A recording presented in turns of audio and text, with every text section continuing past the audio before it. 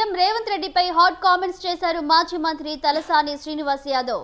ముఖ్యమంత్రి తన భాష మార్చుకోవాలని, అసభ్యకర భాష తమకు ఎక్కువగా వస్తాయన్నారు. సీఎం రేవంత్ తన హోదా మర్చిపోయి ఇష్టం వచ్చినట్లు మాట్లాడుతున్నారని, ముఖ్యమంత్రి హోదాలో ఉన్నప్పుడు హుందాగా నడుచుకోవాలని తలసాని హితవు పలికారు. సికింద్రాబాద్ తహసీల్దార్ కార్యాలయంలో కళ్యాణ లక్ష్మి, షాదీ ముబారక్ చెక్కులను లబ్ధిదారులకు తలసాని శ్రీనివాస్ యాదవ్ పంపిణీ చేశారు.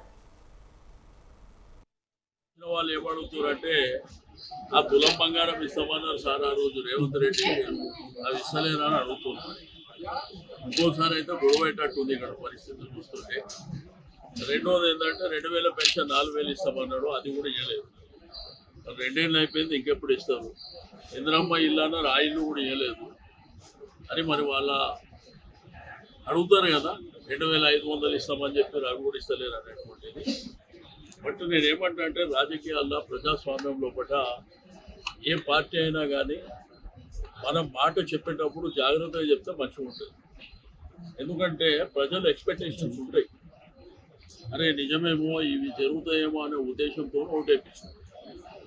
ఇప్పుడు ఆ తర్వాత చూస్తే ఒక్క హామీ కూడా అమలు చేసే పరిస్థితి లేదు. కానీ దళిత్ మాటలు మాత్రం అందరికీ నేర్పిస్తున్నాడు ముఖ్యమంత్రి గారు. అంటే ఎవరికైతే ఇప్పుడు చదువుకున్న జనరేషన్ కానీ గతంలో ఉన్నటువంటి జనరేషన్ కానీ బూతు మాటలు ఎట్లా మాట్లాడాలో చాలా స్పష్టంగా నేర్పిస్తున్నాడు అందరికి. మాట్లాడితే తొండలు వదులుతాము, అది వదులుతాం, ఇది వదులుతామని. ఇంత మా పోలీసు వాళ్ళేమో ఎవరైనా మనోళ్ళు మామూలు వ్యక్తులు ఇటువంటి మాటలు మాట్లాడితే తీసుకుపోయి లోపటేస్తారు. మరి ఏకంగా ముఖ్యమంత్రి గారే మరి ఆ బూతు మాటలు మాట్లాడుతారు. కానీ వాళ్ళు వచ్చిన వాళ్ళు ఏమడుగుతారంటే